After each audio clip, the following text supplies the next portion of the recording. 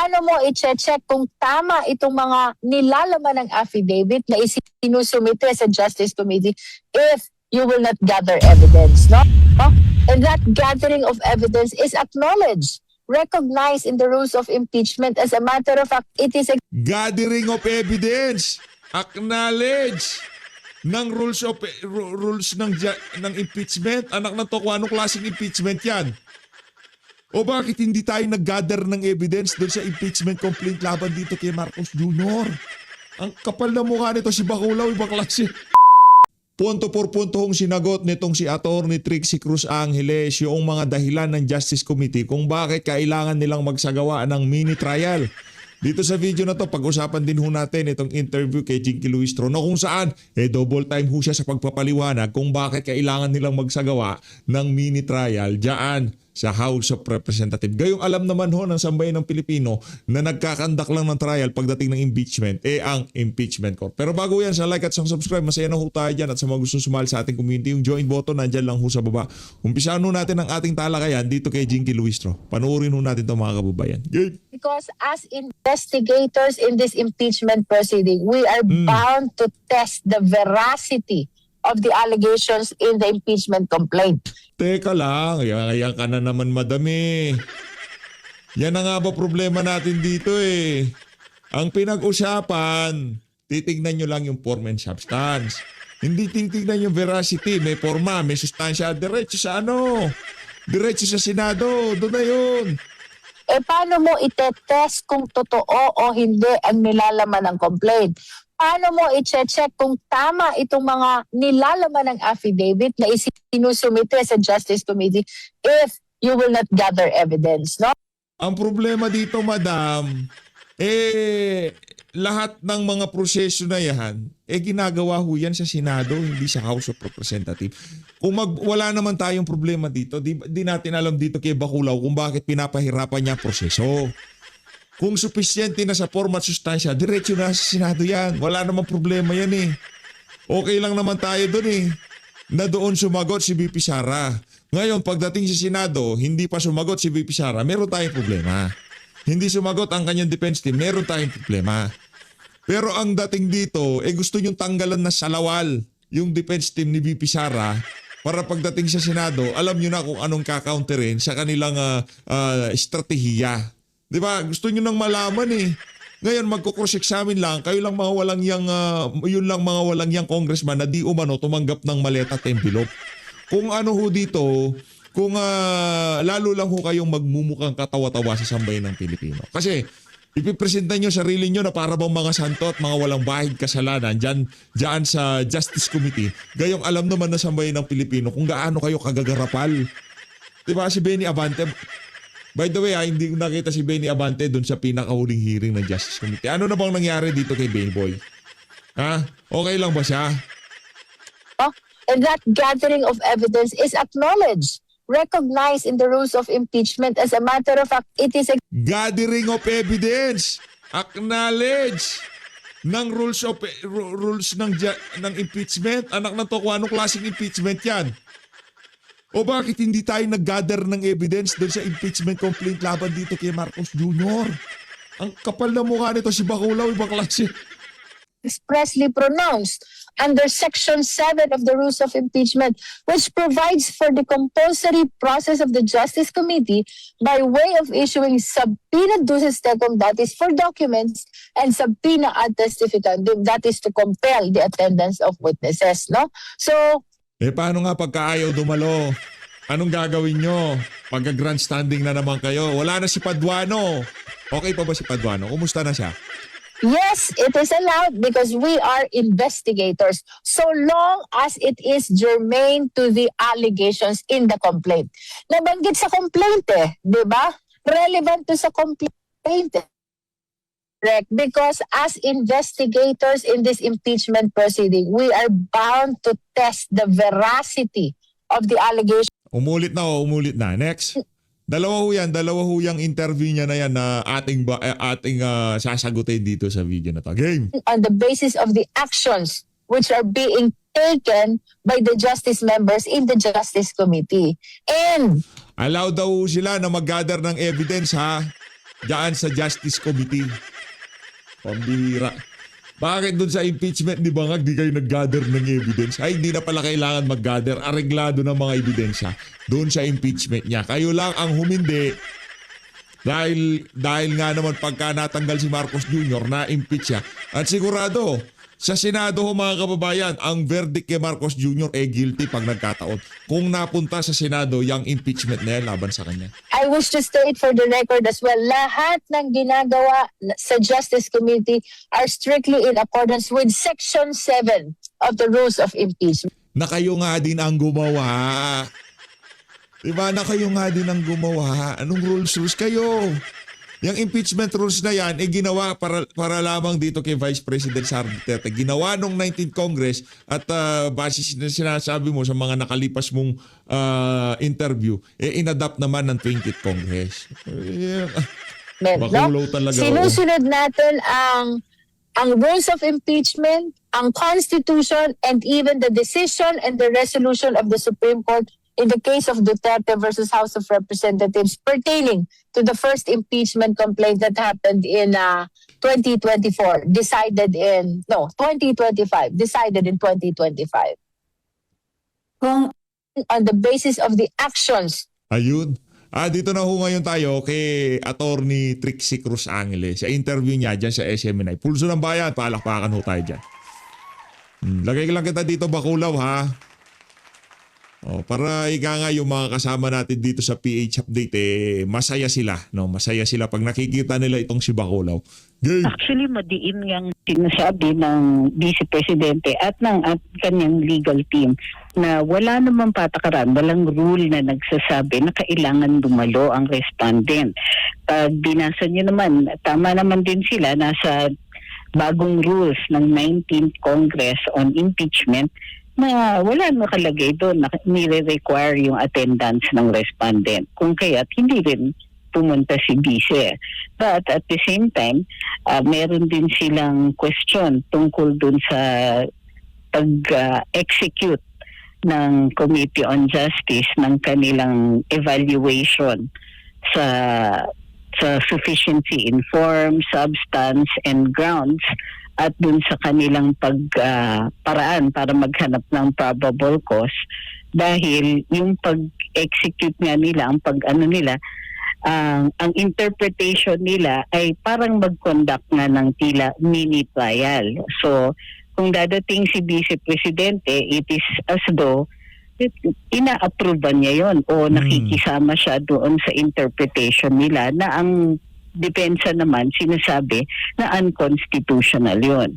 So, pag dumalo siya, parang affirmation ng interpretation ng Committee on Justice sa kanilang role dito sa impeachment. Opo. Sabi pa nga ng House Committee on Justice Chairperson na si Congresswoman Jervil Luistro, attorney, na maituturing o maaring maituturing na culpable violation of the Constitution itong hindi nga pakikilahok ng Vice Presidente dyan po sa deliberasyon ng impeachment complaints. Sang-ayon ho ba kayo dito sa ganitong interpretasyon?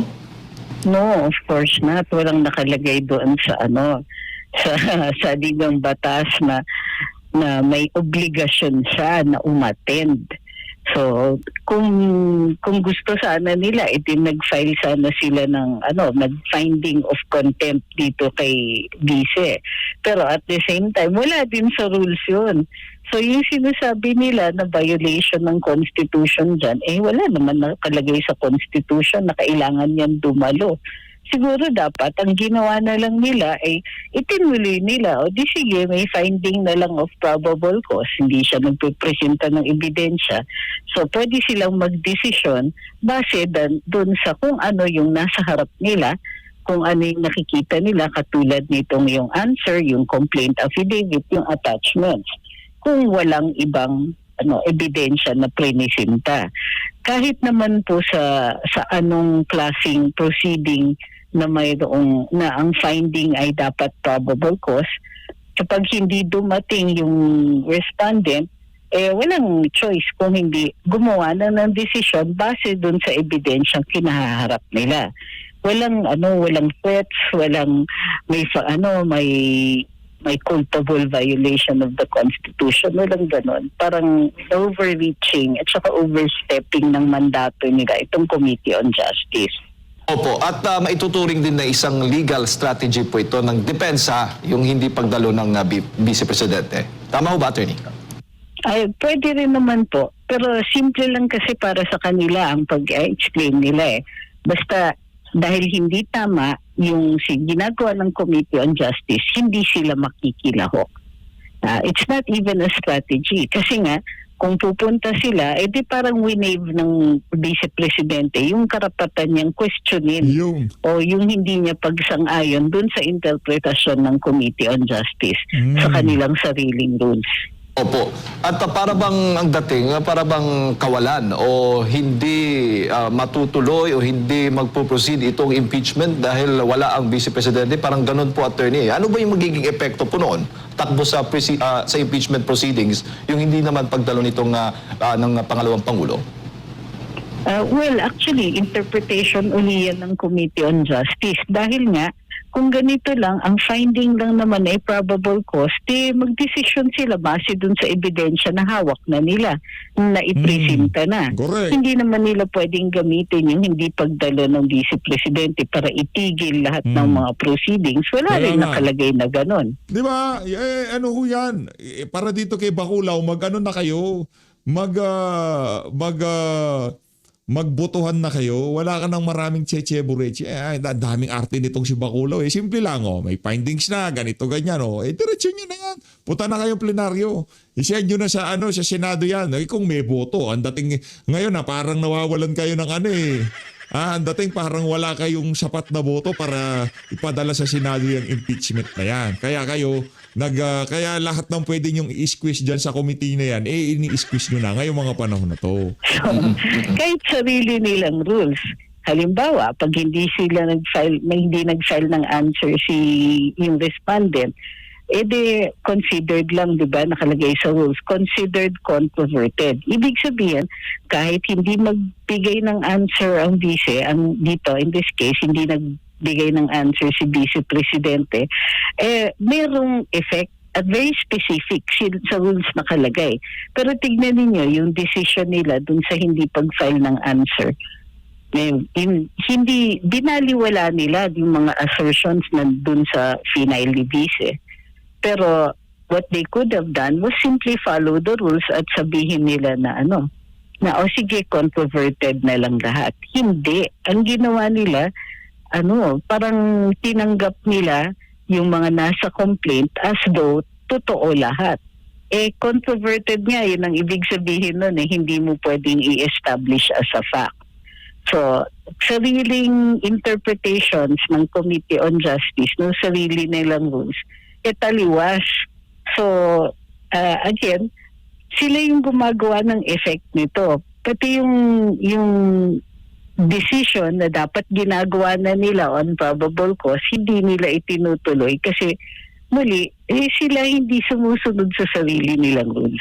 At kung maalala po ninyo, Attorney, itong si Congresswoman Luistro, sinabi pa niya na dapat yung Vice Presidente ang personal na humarap at magpresenta ng kanyang ebidensya. So hindi na pwede maging yung mga abogado o legal counsel ng pangalawang Pangulo, Attorney, na humarap doon sa pagdinig. Yun na nga isa pa yun. In theory, pwede yung mga lawyers, di ba? Walang dahil mayroon kang kinatawan na pinapunta. Pero kung kunwari, gusto nila na examinin si Vice President o yung respondent at hindi dumating, walang nakalagay doon ng compulsory processes. Hindi nakalagay doon na may finding of contempt kasi hindi naman siya resource person na pinapatawag in a House inquiry in aid of legislation. Kasi sa rules dun sa inquiry, pwede kang mag-find in contempt. Pero dito, sa sarili nilang rules sa impeachment, walang nakalagay doon na mako-contempt ka kapag hindi ka dumating.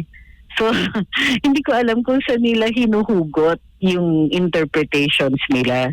Opo, yung sabi pa nga may tuturing na parang mini trial yung ginagawa ng Committee on Justice patungkol nga dito sa kaso ni VP Sara Duterte.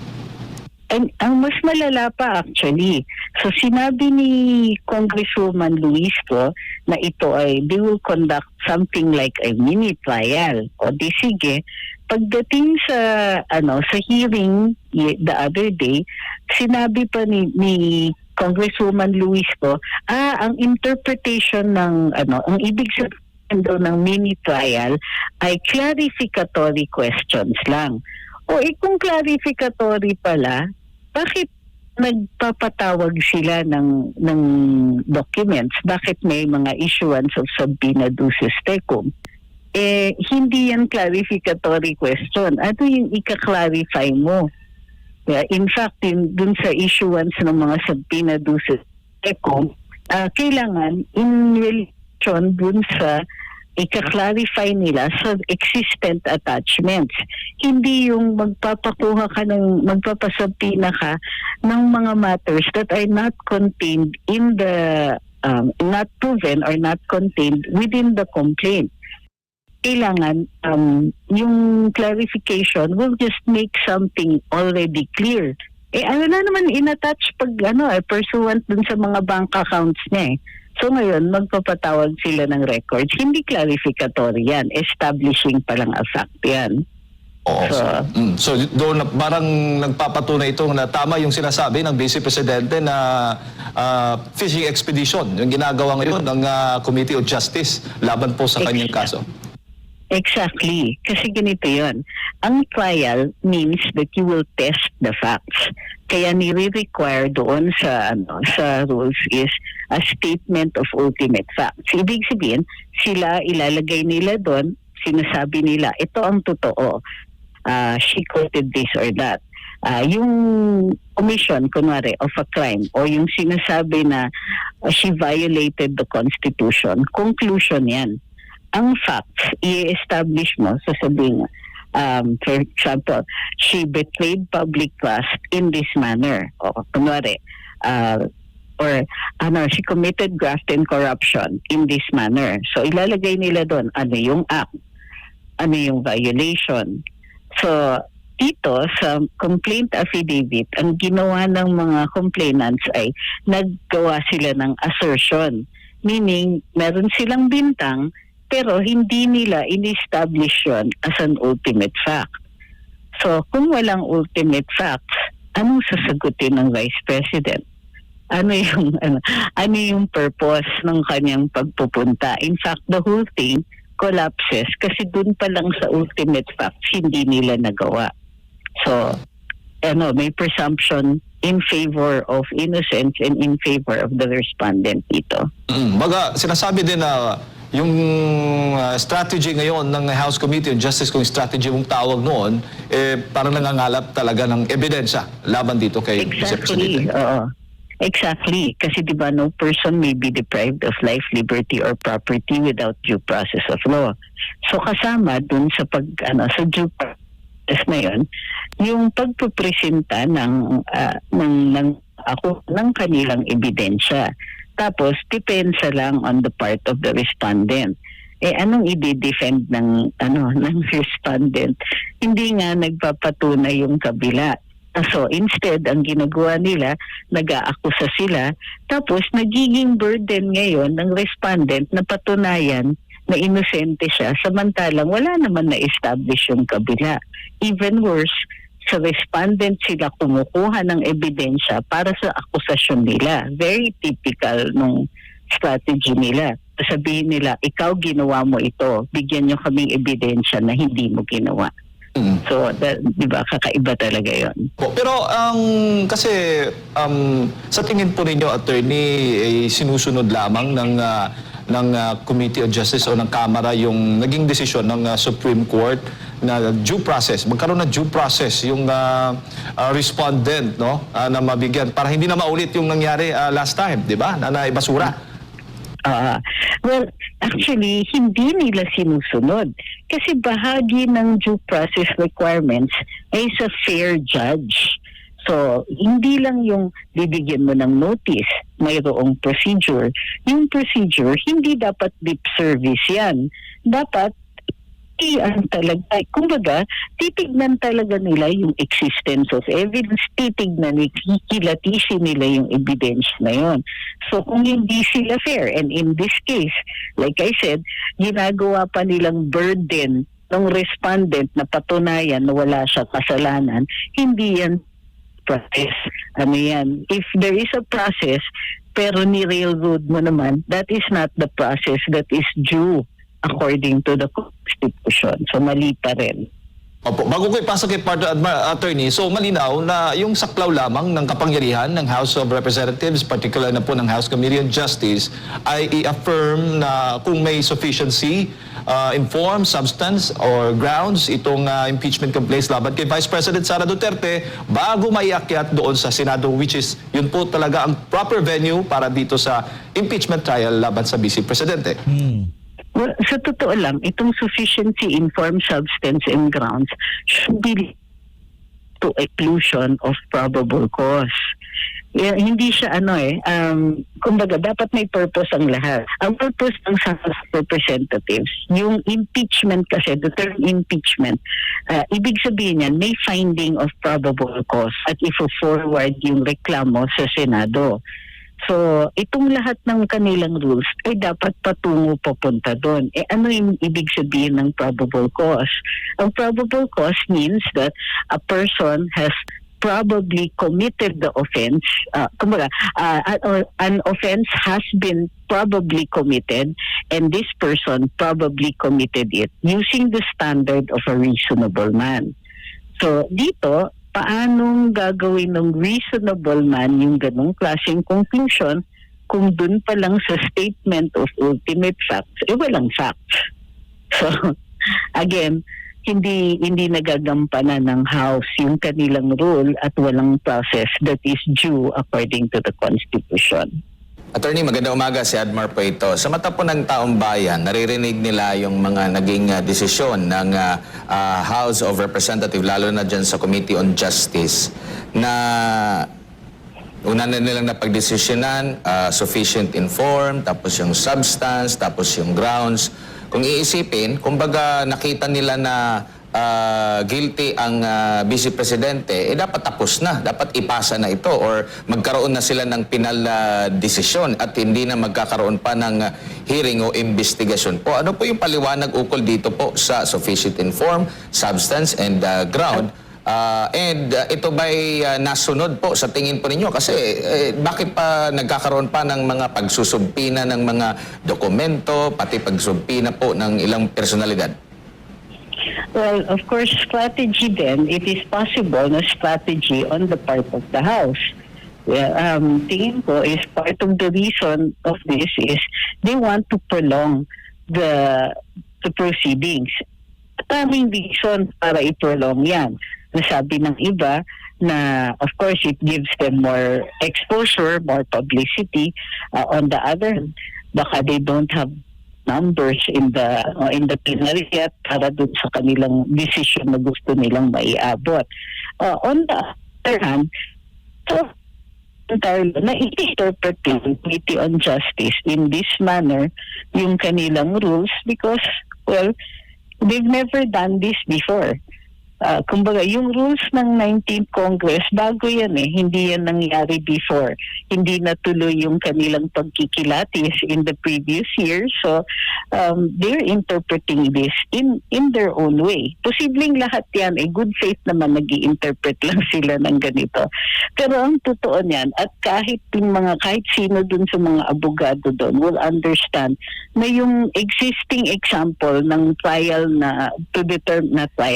ng hearings para makahanap ng probable cause, maihahalin tulad natin dun sa proceedings ng mga prosecutors sa Department of Justice. At dun sa mga hearings na yun, kapag hindi dumating yung respondent, then the prosecutor will make a decision based dun sa mga ebidensya na hawak na nila. Pero dito, nakakapagtaka nga, unang-una gusto nilang dumating si Vice Presidente. Pwede namang inilang ituloy yung pagdidinig nang wala siya doon at gumawa nga ng desisyon based dun sa ebidensya na hawak na nila. For some reason, ayaw na nila ng gano'n. Gusto nila talaga dumating si Vice. Opo. Sa tingin niyo po, ang committee po, no, yung kaibahan po nito sa regular na hearing sa ibang mga usapin, may kakayanan po ba silang mag-contempt? Kagaya po ng halimbawa, meron silang pagdinig na ayaw dumalo nung kanilang ipinatawag, pwede nilang ipasumpina muna hanggang sa ipapa-aresto. Maaari din ba nilang gawin ito dito sa impeachment hearing na ito nila dyan sa komite? Actually, medyo delikado kung gagawin nila kasi dun sa rules nila on impeachment na ipinasa during the 19th Congress, walang contempt powers yung Committee on Justice dito sa pagdidinig. Meron silang contempt powers doon sa mga inquiries in aid of legislation. Yun. So, walang rule na ganon at kailangan nilang i-interpret yung sarili nilang rules in such a way para magkaroon sila ng ganong klaseng power. In which case, dahil vague siya, madadala sila sa hukuman para i-clarify yan, para ma-establish nila yan with any certainty. Yung mag-i-interpret ng saligang batas o yung kanilang rules ay ang Korte Suprema. So, medyo delikado yung kanilang ginagawa if they find the respondent in contempt. Opo, may isang interview rin no sa ibang himpilan dito kay Congressman Luistro. Di ko lang alam kung napanood niyo po kung saan natanong siya sa posibleng senaryo. Halimbawa, yung pagpapasumpina po no doon sa spokesperson ng legal team or defense team ng pangalawang pangulo si Attorney Poe. At halimbawa, kung tatanungin siya tapos igigiit ng halimbawa lang to, igigiit daw ng abogado na hindi siya sasagot kasi maaring gamitin ito doon sa trial na sa Senado at kung hindi siya sasagot, kung meron bang contempt, no? Hindi direktang sinabi, kumbaga parang isa-cite daw ng sabi ni Congresswoman Luistro, isa-cite daw ng abogado kung bakit hindi niya sasagutin. Isa-cite niya kung ano yung grounds ng kanyang nagiging paliwanag at magdedepende daw sa mga miyembro daw ng komite. So hindi niya direktang sinabi na meron or wala. Nagdedepende pa rin ito. Itong ganitong klase po ng rules parang hindi po malinaw, attorney. Well, ganito. Si Attorney Poe summon bilang witness. Yung proceeding dati sa Committee on Good Governance kung saan itanong siya bilang undersecretary sa DepEd at spokesperson ni VP yung kanyang partisipasyon doon sa disbursement o paggastos ng confidential funds. So, meron na nilang transcript. Hindi ko pa rin nakikita kung pwede nilang tanungin. Gayun pa man, o sabihin na natin, clarificatory, iuupo nila si Attorney Poe. Meron ngayon problema dahil siya nga yung counsel, isa siya dun sa counsels ni VP. So, bilang counsel, pwede niya, hindi pwede siyang tanungin tungkol sa mga usapan nila ni VP o sa any matters na kino-cover ng attorney-client privileged communication. So, yun yung complication. Kaya nakikita natin na before that, ayaw nila sana o gusto nilang i-declare na patanggal si Atty. Poe kasama si Atty. Monsayak bilang mga counsels ni VP para hindi nila ma-claim na may attorney-client privilege. But it doesn't matter kasi kung yung itatanong nila Attorney Poe ay tungkol dun sa mga pangyayari from before kung kailan abogado na siya ni VP at any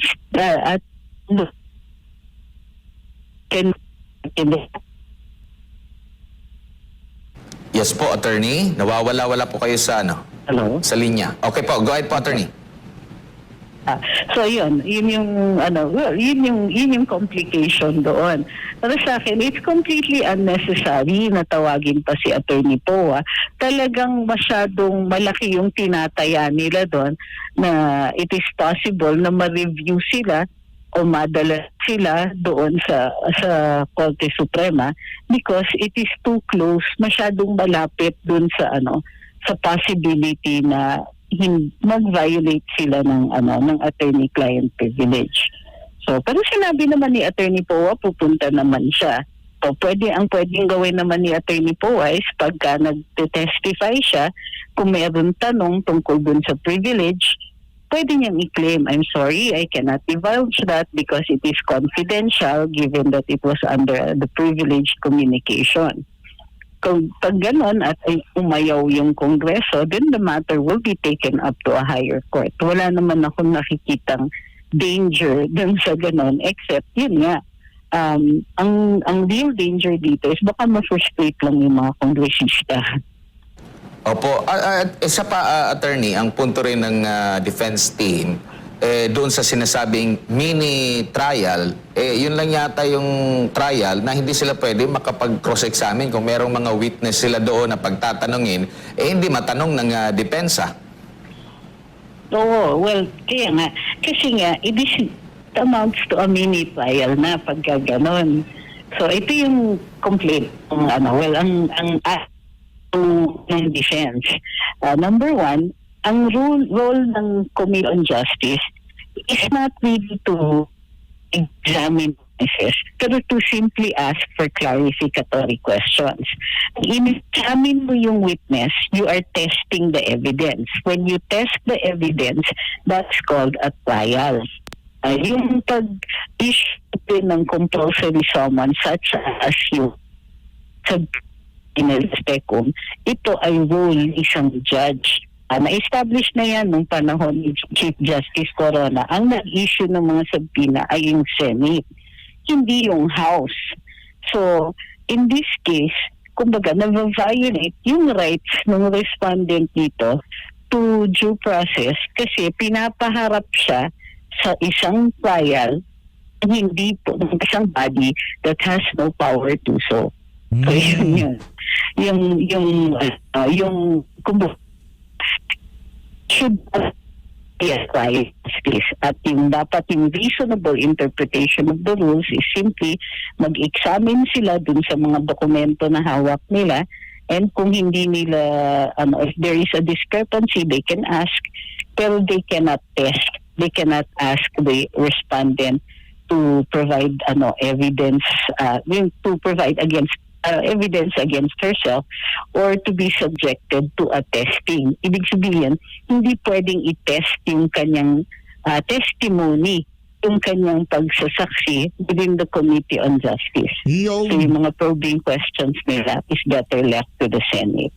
Opo. Ma'am, kayo po yung naging tagapagsalita ng IBP during din sa impeachment trial, no, kay dating Chief Justice Corona, no.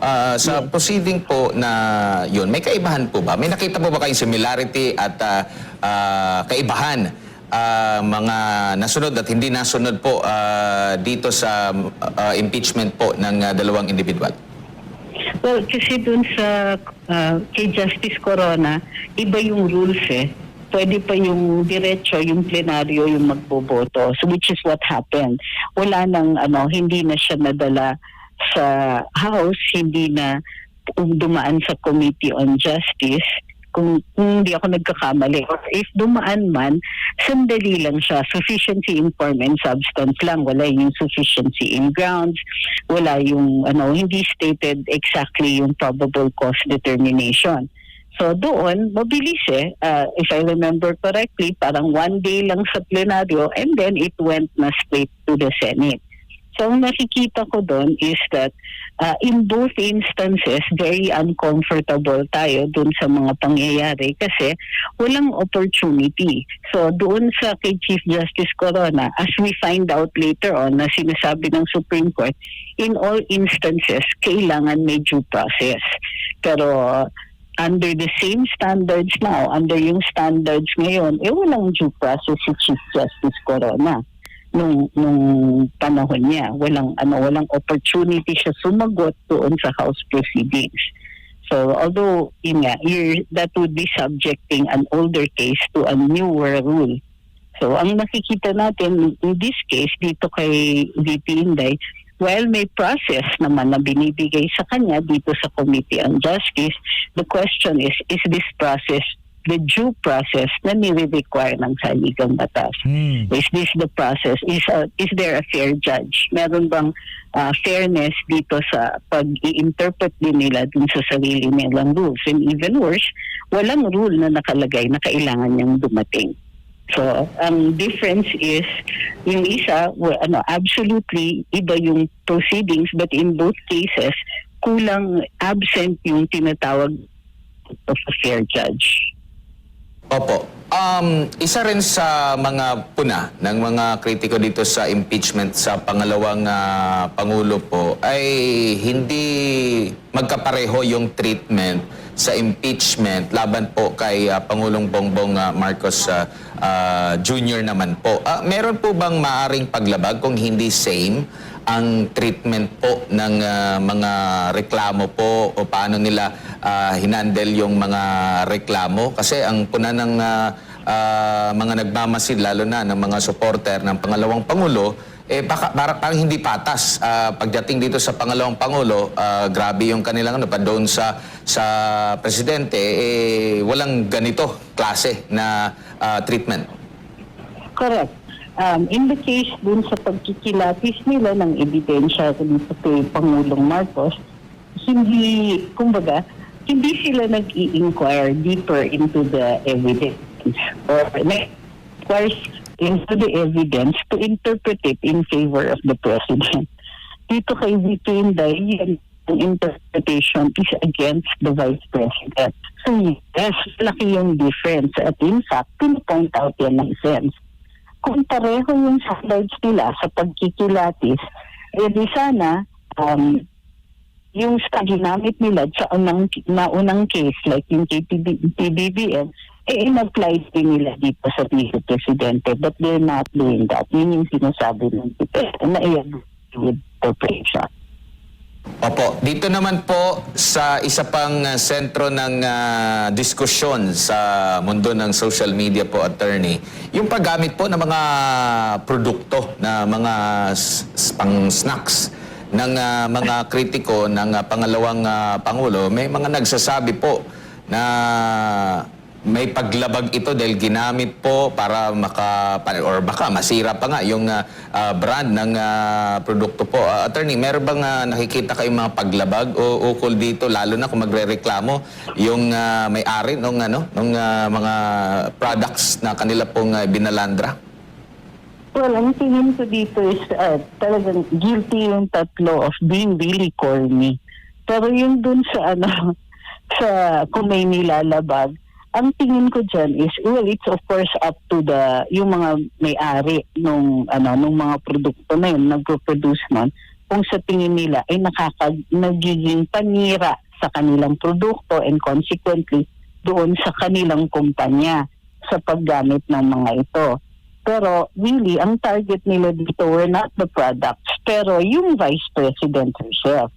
So, gimmick ito and ang tingin ko, yung kung masyado rin naman harsh yung ating interpretation, nananalo sila. It makes them look good. But para sa akin, it really is, at best, a gimmick and at worst, super corny talaga na hindi na siya kumbaga, it did not achieve yung goal nila na to underscore yung confidential funds.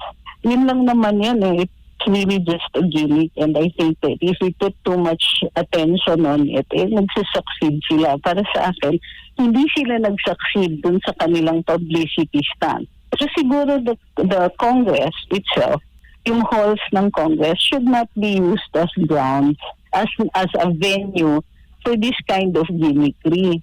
Masyadong kumbaga undignified yung kanilang ginagawa. Gayun naman, mga kongresista sila, so it's really up to them to determine kung ano yung acceptable conduct. Pero sa akin, sige, okay lang yan. Hindi naman illegal, pero hindi rin naman effective. Opo. Sa attorney, bago lang tayo tuluyang magtapos, huli na lang mula sa akin, paglilinaw lamang para sa mga kababayan natin na ang gusto ng depensa o ng pangalawang Pangulo Na-desisyonan na lang kaagad ng Kamara, ganun ba ang dating? At iakyat na sa Senado dahil yun ang proper venue sa lahat ng isyong itong kinakaharap po ng pangalawang Pangulo. Kung ang ang side ng defense is simple. Ang tingin nila is the House is trying to conduct a mini trial. Hindi ito yung venue. Kasi ang trial, maliwanag ang saligang batas, sa Senado nangyayari, mini or otherwise. Ang job doon sa House is to determine probable cause. Kung termination lang ng probable cause ang ginagawa nila, wala na yung mga sabina, wala na yung kahit ano, maggagawa sila ng decision based on the evidence already submitted to them. So, very simple lang ng depensa dito. And I think it is reasonable kasi naman dun sa rules ng Kongreso. Ayan. Siguro, Attorney, huling mensahe po ninyo sa ating mga kababayan na nanonood po sa mga oras na ito. Ay, sorry, hindi ko narinig yun. Yung huling mensahe na lang po ninyo para sa ating mga kababayan nakatutok po dito sa impeachment proceedings o itong pagdinig kaugnay sa impeachment complaints laban sa Vice Presidente. Well, maliwanag na lahat ng ating mga tatakaran at mga batas ay dapat ine-execute in a manner that is fair. Ayun na nga mga kababayan, dito na tatapusin ang ating reaction video dyan sa panayam na yan ng Pulso ng Bayan dito kay Tony Trixie Cruz Angles. As always, maraming salamat po sa pag-support sa Page Update. Mag-ingat po kayo lahat. Pilipinas.